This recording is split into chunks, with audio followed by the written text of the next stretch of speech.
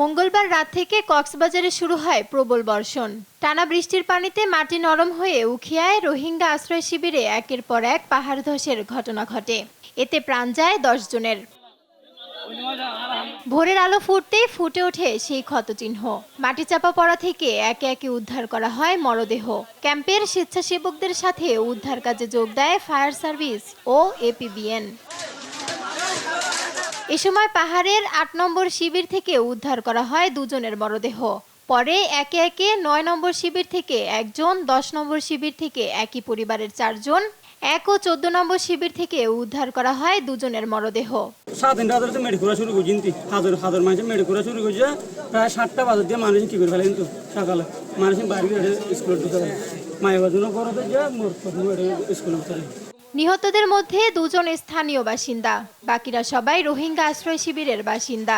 স্থানীয় একজনের পরিবারকে দেওয়া হয়েছে সরকারি সহায়তা। ক্যাম্প ১৪ সংলগ্ন ১২ বছরের একটি ছেলে, আমরা উপজেলা প্রশাসনের পক্ষ থেকে আমরা তার পরিবারকে তাৎক্ষণিকভাবে দাফন কাফনের জন্য ১০,০০০ টাকা প্রদান করেছি এবং পরবর্তী সহযোগিতা আমরা প্রদান করব। খুবই ঘনবসতি এখানে, জানেন এখানে অন্যত্র রাতারাতি সরিয়ে ফেলাটা ডিফিকাল্ট। তারপরেও তো চ্যালেঞ্জ আছে, তারপর আমরা লোকাল প্রশাসনের সঙ্গে কথা বলে একটা ব্যবস্থা নেব ইনশাল্লাহ। এদিকে টানা বৃষ্টিতে পাড়ের ঝুঁকিতে থাকা মানুষদের সরিয়ে নিতে কাজ করছে স্থানীয় প্রশাসন। নিউজ ডেস্ক, দেশ টিভি।